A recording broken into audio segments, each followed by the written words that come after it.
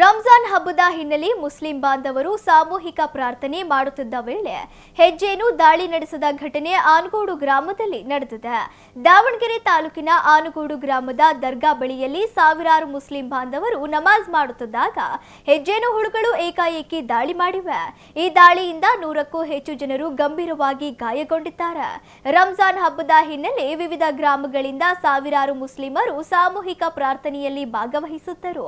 ಹೆಜ್ಜೇನು ದಾಳಿಯಲ್ಲಿ ಗಂಭೀರವಾಗಿ ಗಾಯಗೊಂಡ 25ಕ್ಕೂ ಹೆಚ್ಚು ಜನರಿಗೆ ಜಿಲ್ಲಾಸ್ಪತ್ರೆಯಲ್ಲಿ ಚಿಕಿತ್ಸೆ ನೀಡಲಾಗುತ್ತಿದ್ದು, ಇವರಲ್ಲಿ 5ರ ಸ್ಥಿತಿ ಗಂಭೀರವಾಗಿದ್ದ ಹಿನ್ನೆಲೆಯಲ್ಲಿ ಐಸಿಯುನಲ್ಲಿ ಚಿಕಿತ್ಸೆ ನೀಡಲಾಗುತ್ತದೆ.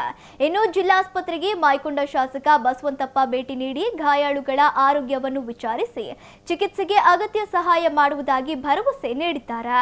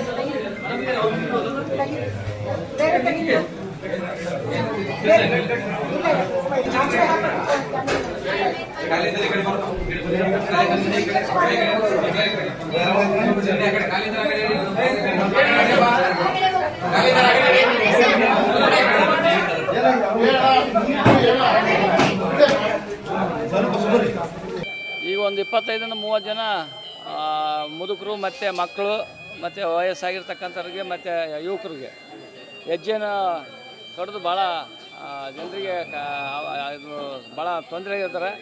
ಈಗಾಗಲೇ ಅವ್ರಿಗೆಲ್ಲ ಪ್ರಥಮ ಚಿಕಿತ್ಸೆಯನ್ನು ಕೊಡಿಸಿ ಈಗ ವಾರ್ಡ್ಗೆಲ್ಲ ಶಿಫ್ಟ್ ಮಾಡಿಸ್ತಿದ್ದೀವಿ.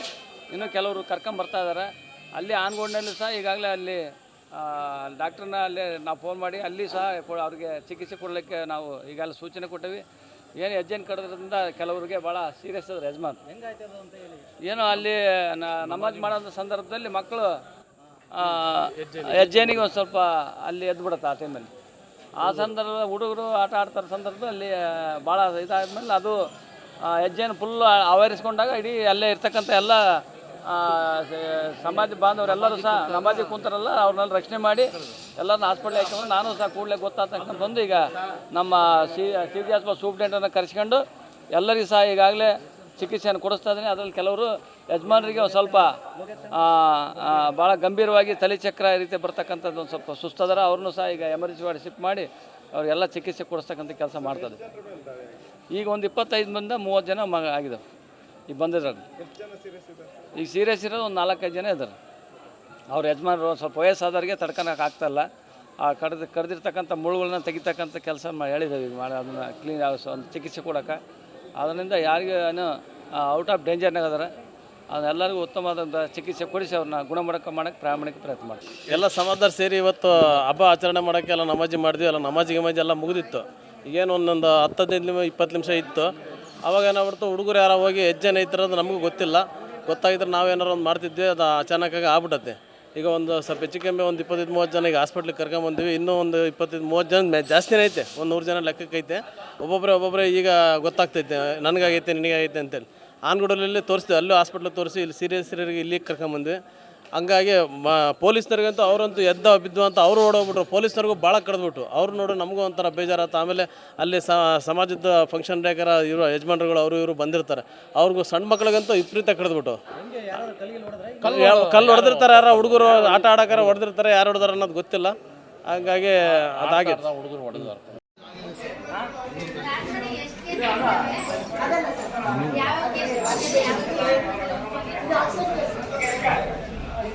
Gracias.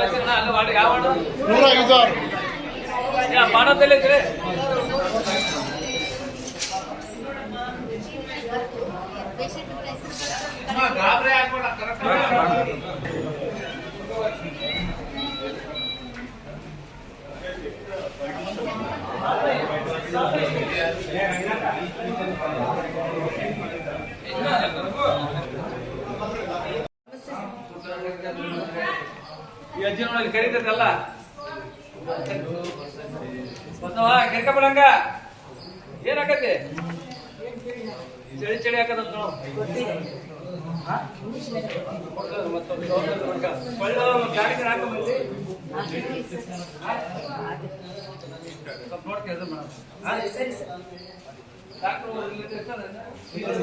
ಬರ್ತಾ ಇದ್ರಿ ನಮ್ಮ ಹಾಕೊಂಡು ಏನೇನು ಕೊಟ್ಟಿದ್ದೀರಾ ಅನ್ನಕ್ಕೆ ಕೊಡ್ತಾ